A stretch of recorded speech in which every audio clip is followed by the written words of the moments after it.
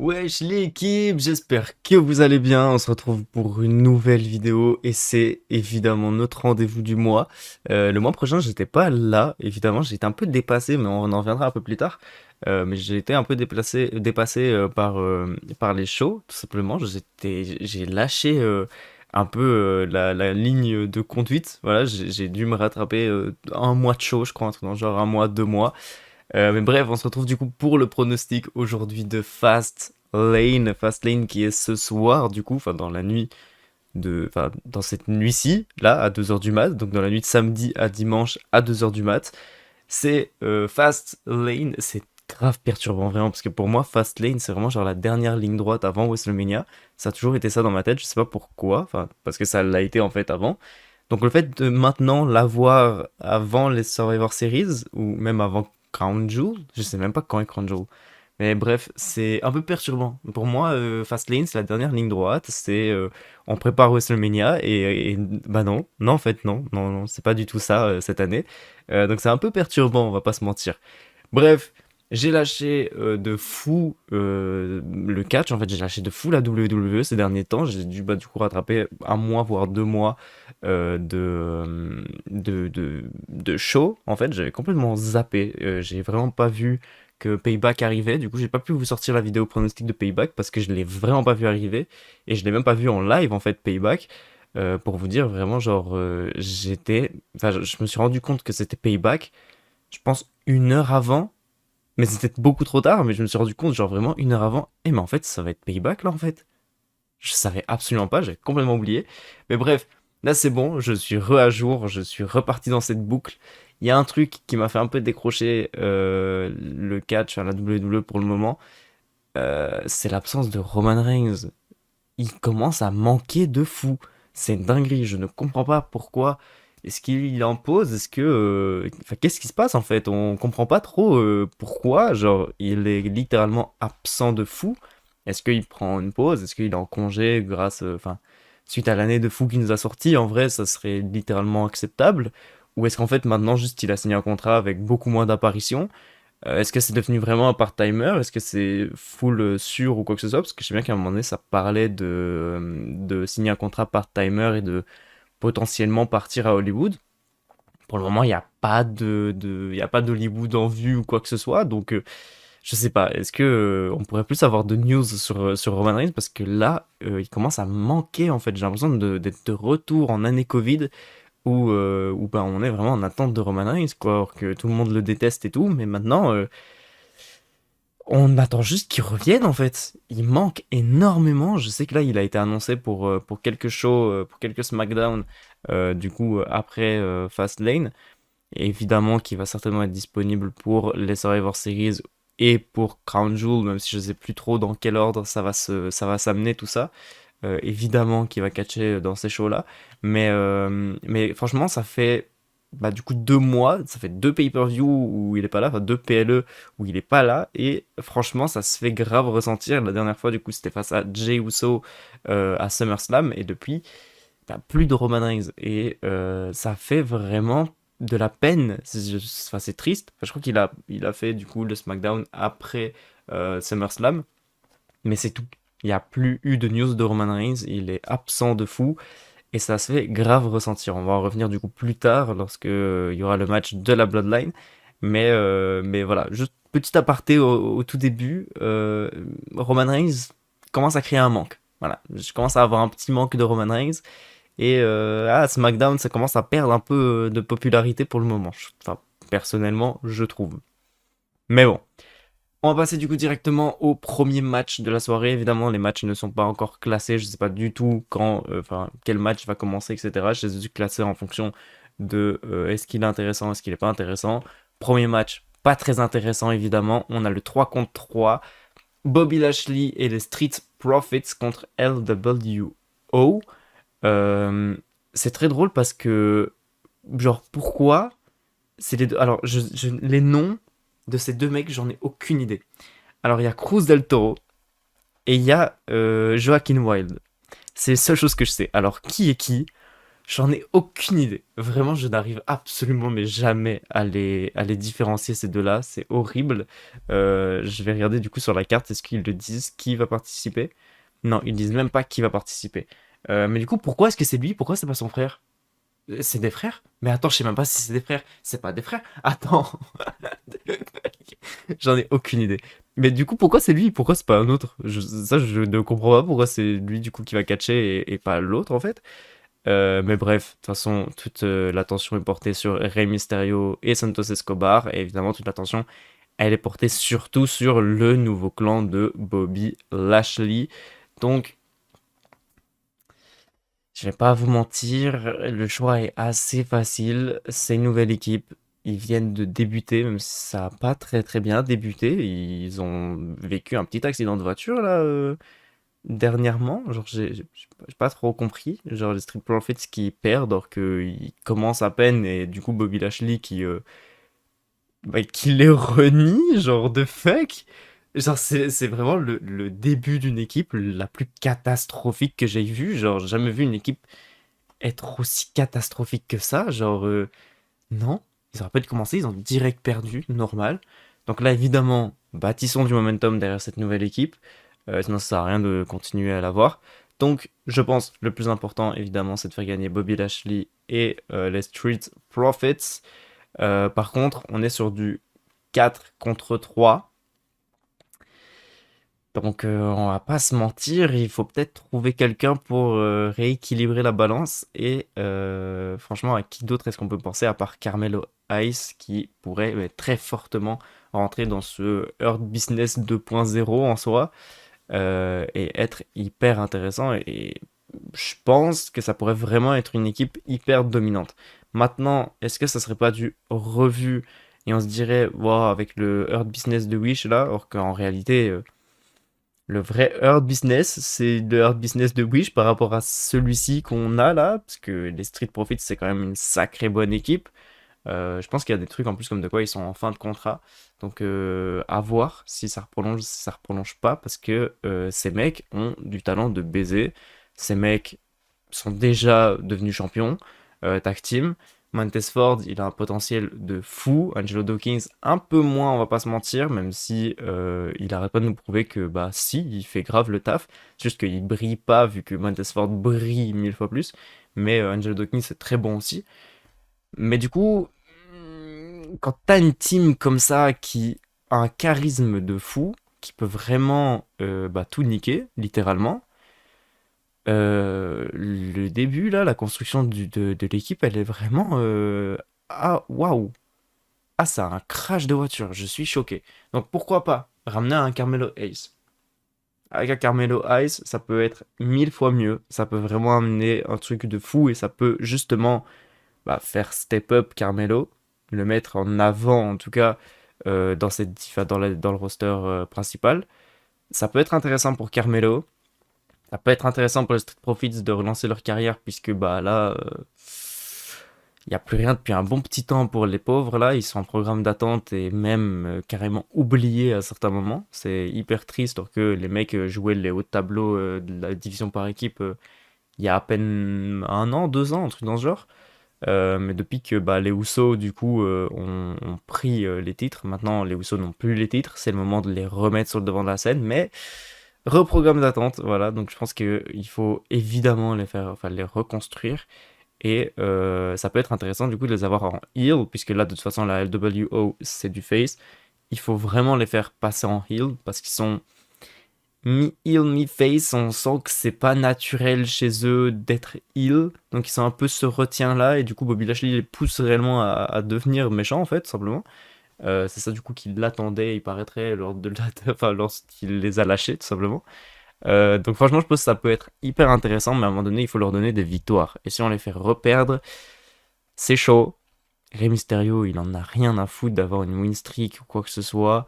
Santos Escobar et la LWO actuellement, ils sont trop bien. Ils n'ont pas besoin de gagner de toute façon. Donc franchement, une défaite, même si c'est une défaite pas clean, justement, ça peut être intéressant d'avoir une défaite non clean, justement, grâce à l'arrivée de quelqu'un, je sais absolument pas qui, Mais en vrai, si on veut, on peut littéralement rêver. Et donc pourquoi pas avoir l'arrivée de Carmelo Hayes dans cette équipe. Et pourquoi pas avoir du coup l'arrivée de Bianca Belair. Où elle aussi, ça fait un petit temps qu'on l'a plus vue à l'écran. En tout cas, je m'en rappelle même pas, non? Je pense qu'actuellement, Bianca Belair elle est sortie. Je pense qu'elle vend en fait la blessure de SummerSlam. Ouais, je crois que c'était à SummerSlam. Oui, c'était à SummerSlam. Je pense qu'elle vend la blessure de SummerSlam. Sauf que là, c'est bon, là, ça fait 2 mois. Donc pourquoi pas? Pourquoi pas amener Bianca Belair dans ce groupe? Et pourquoi pas, du coup, avoir Carmelo Hayes, Bianca Belair face à la LWO, enfin, en plus du coup des Street Profits et de Bobby Lashley. Pourquoi pas, en vrai? Ça peut être intéressant. Juste histoire de monter la feud, les rendre forts. Après, tu remets Bianca Belair dans un autre chemin, loin du coup de cette équipe-là, parce que je pense pas que Bianca Belair dans cette équipe pourrait vraiment briller et s'épanouir, puisque ah, si tu rajoutes Carmelo Hayes dedans, il y a beaucoup de charisme, hein. Il y a vraiment beaucoup de star power dans cette équipe. Donc, ça risque peut-être de se chevaucher et tu risques peut-être de perdre, de, de perdre du star power, du coup. J'ai répété les mêmes mots. Mais ouais, compliqué. Cette équipe, elle a vraiment du talent de fou. Je pense que pour moi, enfin, elle peut vraiment être incroyable. Mais actuellement, c'est plutôt un accident de voiture. Donc faites-les gagner. Faites-nous un scénario intéressant, cool. Pas un truc bas les couilles, juste il fallait un match avec la LWO, donc on a fait un match parce qu'il y a le partenariat Rey Mysterio. Si c'est juste ça, franchement, oh, je dors. Parce que vraiment, non, il y a du potentiel de fou derrière ce match. Donc s'il vous plaît, ne faites pas un accident de voiture. S'il vous plaît, faites-nous, enfin, buildez-nous cette équipe comme elle le devrait en fait, comme il le faut. Et ne faites pas en sorte qu'ils perdent ou qu'il y ait des accidents de voiture chelous H24. Elle vient d'arriver, elle est déjà en train de se split. C'est compliqué. Mais bon, bref. Pour moi, la victoire de Bobby Lashley et des Street Profits, c'est bah, le meilleur plan en fait. Parce que s'ils font pas ça, où est-ce qu'on va avec cette équipe? Droit dans le mur. C'est pour ça un accident de voiture, littéralement. Bref, on passe du coup au deuxième match, le match qui potentiellement est pas très important, même si on va dire que ça l'est. Pour moi, ça ne l'est pas. Le match John Cena et LA Knight contre Solo Sikoa et Jimmy Uso. Non, allez, je peux pas les confondre. Eux, c'est impossible, je peux pas les confondre. Bref, face à la Bloodline en soi. C'est très triste, littéralement, c'est très triste ce qui se passe là. La Bloodline, c'était vraiment l'équipe qui dominait le plus. Roman Reigns, champion dominant. Les Usos, champion dominant.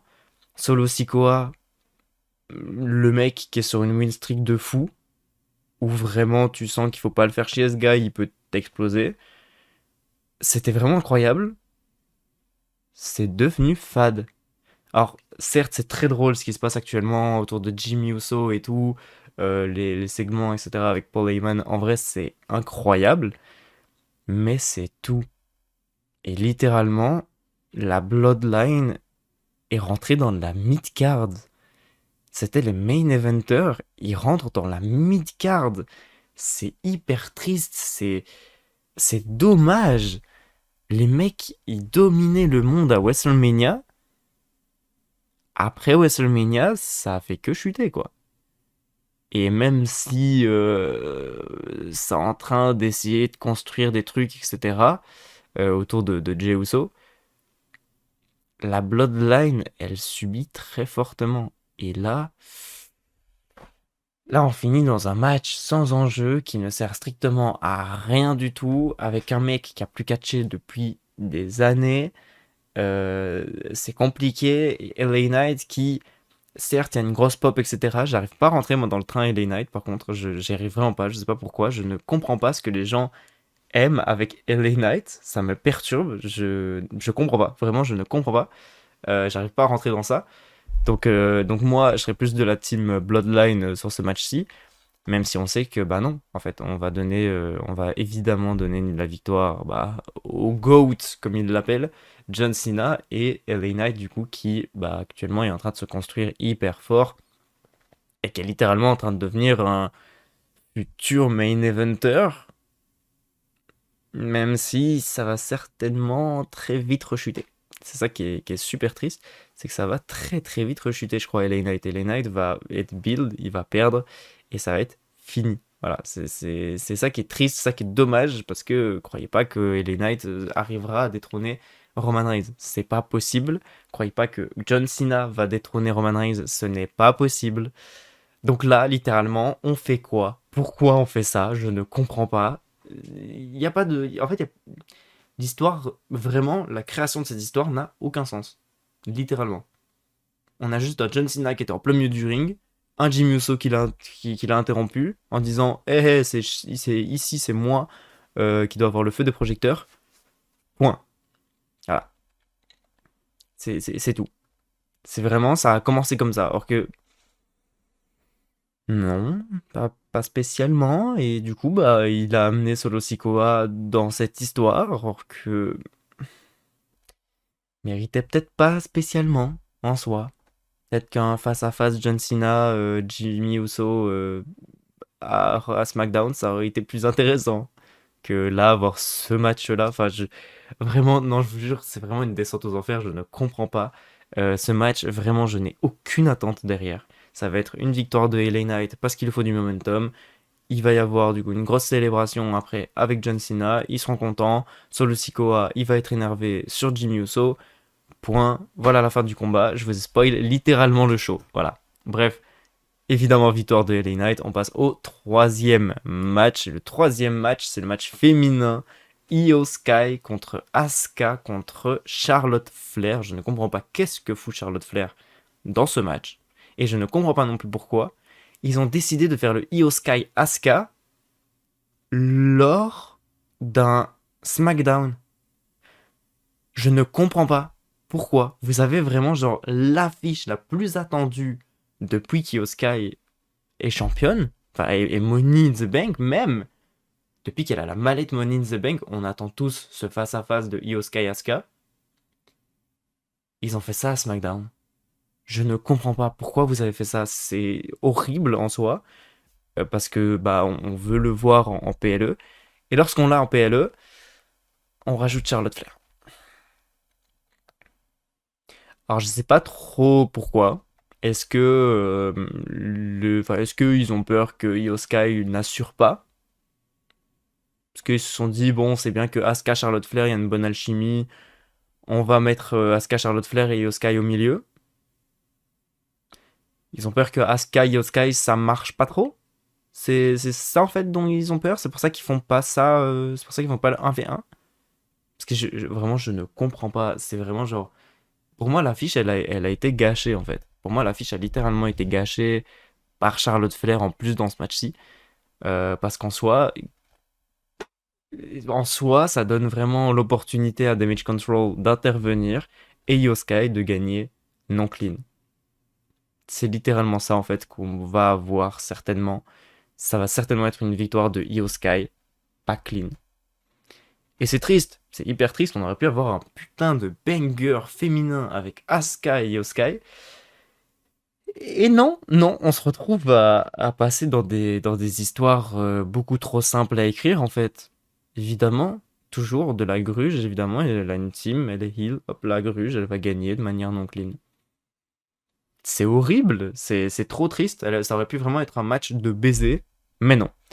Je vais quand même miser du coup sur une victoire de Io Sky sur ce match-ci, parce que pour moi, c'est que le début.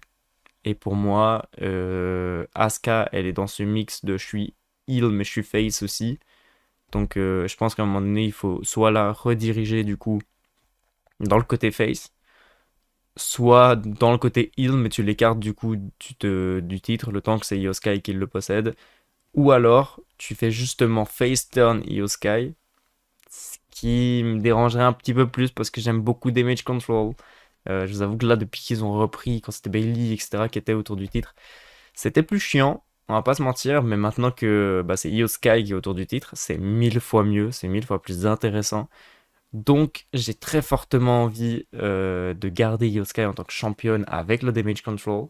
Et pourquoi pas plus tard teaser une rencontre Io Sky Bailey pourquoi pas du coup mettre Io Sky en tant que face parce que En vrai, je pense que c'est ce que tout le monde attend en fait. Tout le monde veut voir Io Sky face. Donc, mettez la face, comme ça on est clean. Voilà. On passe du coup à l'avant-dernier match, parce qu'il y a très peu de matchs du coup dans ce show. Il y a seulement 5 matchs comparé à SummerSlam où il y en avait 8. Et je crois qu'il y en avait 7 lors de Payback. Donc on a quand même pas, enfin, très peu de matchs en tout cas. Euh, Ah non, il y avait moins de matchs. À Payback, il y avait moins de matchs, mais il y avait 2 segments, je crois. Je sais plus. Je sais plus. Il y avait un truc comme ça. Bref, on passe du coup à l'avant-dernier match, le quatrième match de la soirée. Damian Priest et Finn Balor, le Judgment Day, contre Cody Rhodes et Jey Uso. Euh, la seule chose que j'ai envie de dire sur ça, c'est pourquoi. Pourquoi est-ce que Jey Uso split avec la Bloodline pour au final se retrouver à retourner autour des titres tag team? Je ne comprends pas. Et vraiment, ça n'a aucun sens en fait. Genre, les mecs, ils viennent de se split. Parce que pareil pour Jimmy en vrai. Jay et Jimmy, c'est le même. Ils se sont split pour refaire équipe avec une autre personne. C'était le moment parfait pour faire en sorte que Jey Uso ait un run solo. Que Jey Uso level up de fou et soit pourquoi pas champion des États-Unis. Pourquoi pas? Ou pourquoi pas et justement aller chercher un Seth Rollins, même ça m'étonnerait plus, ou un Shinsuke Nakamura, on verra ça plus tard. Pourquoi pas? C'est le moment parfait en fait. Je ne comprends pas pourquoi on le remet encore dans la division tag team. Mais vraiment, je ne comprends pas. Et en même temps, j'ai envie de dire, comment tu les fais perdre? Comment tu fais en sorte que Cody Rhodes, le visage de Raw, même si c'est Seth Rollins le champion, Cody Rhodes, il est vraiment installé comme étant le visage de Raw. Hein. C'est lui qui a ramené Jay du côté de Raw, c'est lui qui fait les décisions, etc. C'est le visage, voilà. C'est lui le boss maintenant. C'est lui le babyface, c'est lui le boss de Raw. Donc le visage de Raw, avec le futur projet Jey Uso, le mec qu'on a justement fait en sorte de split avec la Bloodline pour mettre en avant et lui faire avoir un joli petit run solo, comment tu fais en sorte que eux perdent face au Judgment Day? Comment tu fais en sorte que Cody Rhodes et Jey Uso, Cody Rhodes évidemment qui tournait autour du titre, enfin autour du titre, pas du tout, bah si, autour du titre de Roman Reigns et même avant qu'a catché blessé face à Seth Rollins dans une cage et a quand même gagné en Hell in a Cell blessé face à Seth Rollins, champion World Heavyweight actuellement. Ce mec, face au gars qui il y a 2 mois combattait face à Roman Reigns, comment tu fais en sorte que eux perdent face aux 2 gars qui n'arrivaient pas à aller chercher le titre de Seth Rollins? Comment tu fais? Tu m'expliques comment expliquer et comment faire en sorte que ça soit réaliste, que le Judgment Day gagne? Pour moi, il n'y a aucun moyen en fait. C'est pour ça que j'ai envie de dire victoire du Judgment Day. Parce que ça peut être intéressant, ça peut être cool, etc. Enfin, ça peut. Évidemment, Judgment Day actuellement, c'est très intéressant avec tous les titres, etc. C'est trop bien.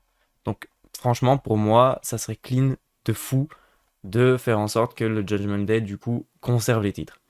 Mais le star power qu'il y a dans l'équipe adverse, c'est horrible. C'est impossible en fait, parce que même, quand vient même, Dominic Mysterio arrive, c'est pas grave, il y a Sami Zayn.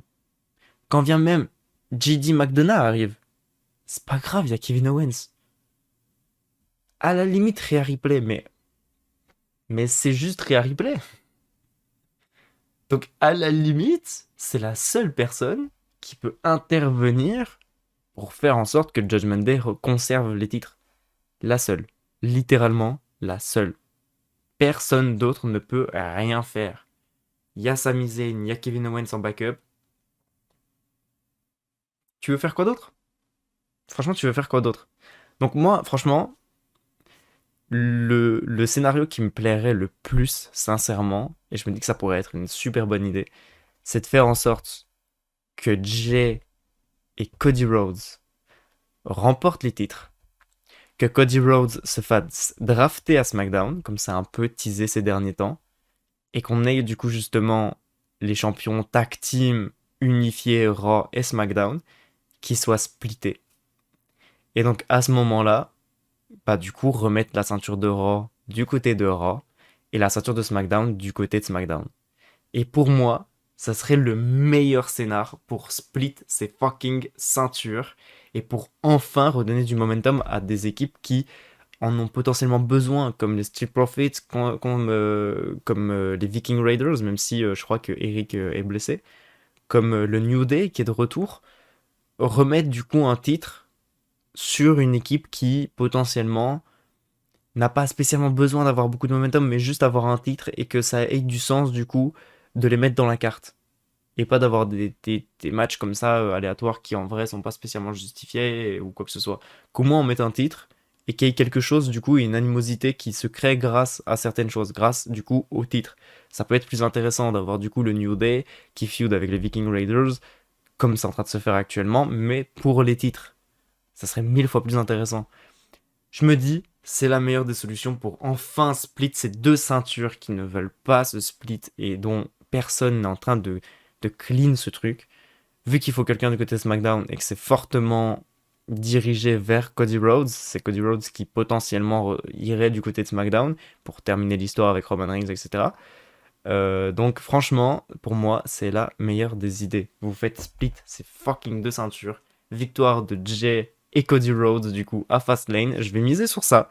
J'ai misé sur une victoire de Jay et Cody, même si victoire du Judgment Day, ça me choquerait pas, évidemment. Mais pour moi, ce scénar, c'est la meilleure des solutions. Littéralement. On passe du coup au main event potentiellement de la soirée, le match le plus intéressant, le match pour le World Heavyweight Championship, Seth Rollins contre Shinsuke Nakamura. Et franchement, ce match est compliqué parce que Seth Rollins est incroyable. Et pour moi, ça va être une victoire de Seth Rollins. Littéralement. Pour moi, Seth Rollins, il va continuer avec ce règne de World Heavyweight Champions. Le problème, c'est comment ils ont build Shinsuke Nakamura. Le mec est sorti de l'ombre pour littéralement re-rentrer dans la lumière. Et je pense qu'il faut continuer à jouer sur ça.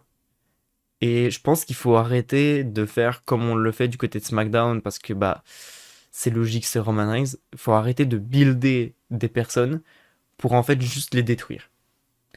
Je pense qu'il faudrait arrêter de faire ce genre de choses et justement jouer sur ce fait de il a été build de fou. Maintenant qu'il a été build, on joue sur ça. Seth Rollins, il est construit. Il n'y a pas besoin de construire Seth Rollins, il est construit. C'est déjà fait. Shinsuke Nakamura, par contre, lui, il était déconstruit, il vient de se construire. Il faut jouer justement sur ce fait que maintenant il est construit pour le faire toucher du coup l'or. Pourquoi pas le reperdre par après, tu vois? Mais qu'au moins il ait de la crédibilité et qu'il ait réussi à battre Seth Rollins et du coup qu'on on continue à jouer sur ce truc enfin sur cette construction là en fait. Parce que là actuellement, mais j'ai jamais vu Shinsuke Nakamura aussi intéressant. Même en 2018 lorsqu'il a remporté le Royal Rumble, il n'était pas aussi intéressant que là maintenant. Là maintenant, il est fucking intéressant. Même sa team avec Cesaro, elle était éclatée. Même ses autres runs, je crois qu'il a eu une rivalité avec Samoa Joe, mais je suis même pas sûr. Non, je pense qu'en fait, c'est juste sa rivalité avec AJ Styles, en fait. Je pense que c'est la seule qui vraiment était bien, mais sans plus. Là, maintenant, il est vraiment bien. Il est réellement fucking bien. Et je pense que c'est le moment de justement jouer sur ça. Faire en sorte qu'il gagne le titre. Qu'il gagne ce last man standing. Pourquoi pas? Parce que c'est normal, c'est justifié. Seth Rollins blessé, etc. Même si je pense que c'est kayfabe et qu'il n'a pas réellement des problèmes de dos. Je crois. J'en suis pas sûr, mais je crois. Euh, Franchement, pour moi, c'est le meilleur moment. C'est justifiable, c'est normal. Seth Rollins, il n'est pas en état actuellement. C'est tout à fait logique. Un Seth Rollins affaibli Il va se faire battre par Shinsuke Nakamura. Shinsuke Nakamura est très fort, il est construit très fort. Let's go! C'est compréhensible. Tu fais revenir Rollins dans quelques semaines. Il revient, il repart dans cette feud. Il récupère le titre parce que Seth Rollins est vraiment incroyable. Et Shinsuke Nakamura, il a ce truc de j'ai battu Rollins. Quand même. Je suis un adversaire redoutable, j'ai battu Rollins. Et donc pourquoi pas aller dans d'autres programmes par après. Pourquoi pas mettre en avant d'autres personnes. Pourquoi pas, ou même se mettre en avant face à d'autres personnes. Et puis pourquoi pas aller chercher du coup les titres intercontinental de Gunther. Faut pas oublier que Gunther il existe et Gunther il faut un adversaire à sa taille pour venir le détrôner. Parce que là on sent que c'est un peu pareil, c'est un peu comme Roman Reigns, Gunther, il est intouchable, il est impossible à aller détrôner. Donc autant aller lui mettre un adversaire à sa hauteur et pas un adversaire que l'on crée. Encore une fois, on a créé Chad Gable, on l'a fait perdre, on est en train de créer Tommaso Ciampa pour le faire perdre. On est en train de créer en fait H24 des personnes pour les démonter. Et ça, faut arrêter. Faut commencer à créer des mecs avec une meilleure longévité, avec un personnage plus long, que même si tu peux mettre de côté de temps en temps et le faire ressortir à certains moments, mais qu'au moins il ait ce charisme et qu'il ait du coup ce star power qu'il possède et ce personnage existant. Et arrêter de tourner autour des personnages qui sont pas spécialement là, tel Asuka actuellement, tel Alexa Bliss à un moment donné, tel tellement d'autres superstars qui j'arrive même pas à comprendre c'est quoi leur gimmick, genre il y en a je ne comprends pas, il y en a tu sais, t'as compris, tu connais le profil, il y en a ils sont fades, il y en a tu sais pas trop, c'est un peu compliqué, genre par exemple Nia Jax, Zoe Stark, je comprends pas trop, depuis le split avec Trish Stratus on comprend pas trop, Shayna Baszler, depuis son match avec Ronda Rousey, on comprend pas trop non plus c'est quoi son rôle. On connaît pas trop. Autant builder des meufs, autant builder des mecs. Faites vraiment de la bonne construction de perso en fait et arrêtez de les détruire H24 face à vos champions. C'est horrible de faire ça. Et là vraiment, j'ai très envie parce que c'est très cool pour la pop, etc. que ça va donner. Ça va être très cool de voir Seth Rollins gagner. Mais si Seth Rollins gagne, Shinsuke Nakamura il repart du coup très loin. Et on le revoit plus pendant quelques mois, jusqu'à ce qu'on va le reconstruire pour aller chercher le titre de Gunther, peut-être, qui va perdre. C'est, ça n'a aucun sens, évidemment. Les bookings actuellement sont vraiment relous. En fait, j'ai l'impression qu'on construit des personnes pour les détruire. Donc, on construit des personnes pour croire en eux, et puis ensuite, bah non, en fait, ça servait à rien de croire en eux. Donc, techniquement, maintenant, on croit plus en personne, parce qu'on sait que c'est fini, on sait que c'est mort. Là, par exemple, Thomas Ciampa contre Gunther, je n'y crois mais absolument pas. Thomas Ciampa n'a aucune chance pour moi de battre Gunther, même si en même temps, là, c'est un peu plus en train de se diriger vers un DIY versus Imperium, plutôt que Gunther. Je pense que Gunther, en fait, va attendre d'avoir un nouveau challenger pour le redémonter. On sait pas qui sera le futur challenger. Peut-être un Shinsuke Nakamura s'il se fait démonter face à Seth Rollins. Et puis après, il sera démonté face à Gunther. Voilà, ça descend aux enfers. Le mec qui devient intéressant, en 2 mois, il descend en enfer. Genre, c'est horrible, c'est triste. C'est très cool si on fait gagner Seth Rollins. C'est pour ça que pour moi, victoire de Seth Rollins. Mais Shinsuke Nakamura, à un moment donné, il faudrait peut-être le mettre dans la lumière. Peut-être, à un moment donné. Donc voilà, c'est la fin du coup des pronos. C'est tout, il n'y a que 5 matchs. J'ai quand même été un peu long du coup, parce que il y a cette grosse aparté de Roman Reigns et de Bloodline, Jey Uso, ce qui se passe actuellement, qui prend énormément de temps. Et surtout l'accident de voiture des Street Profits. Je dis accident de voiture, c'est pas réel. Ils n'ont pas vraiment fait un accident de voiture. C'est juste que la construction de l'équipe actuellement, ça part vraiment droit dans le mur, donc c'est un peu compliqué. C'est pour ça du coup que je parle d'accident de voiture. Mais bref, sur ce du coup, j'espère que vous avez kiffé cette vidéo, j'espère que vous êtes d'accord avec mes pronostics. Si vous êtes d'accord, dites-moi dans les commentaires. Si vous n'êtes pas d'accord, dites-moi vos pronostics du coup dans les commentaires. Sur ce, mettez un petit pouce bleu et je vous souhaite un très très bon show du coup ce soir. Bon show à vous, bon show à moi-même. Et j'espère que juste on va kiffer et que on va être très heureux des résultats. Parce que lorsqu'on n'est pas heureux des résultats, c'est qu'il y a eu une erreur. C'est faux. C'est faux. C'est absolument pas vrai en fait. Des fois, juste on n'est pas d'accord du résultat et c'est pas grave. Mais souvent, quand t'es heureux du résultat, c'est que le booking a été très très bon et que t'as passé un bon show, t'as passé un bon moment, même s'il y a eu des défaites de personnes que tu voulais pas. C'est quand même que t'as passé un bon moment et que c'est bien justifié. Bref, sur ce, je vous fais des bisous. On se dit à la prochaine. Ciao, ciao.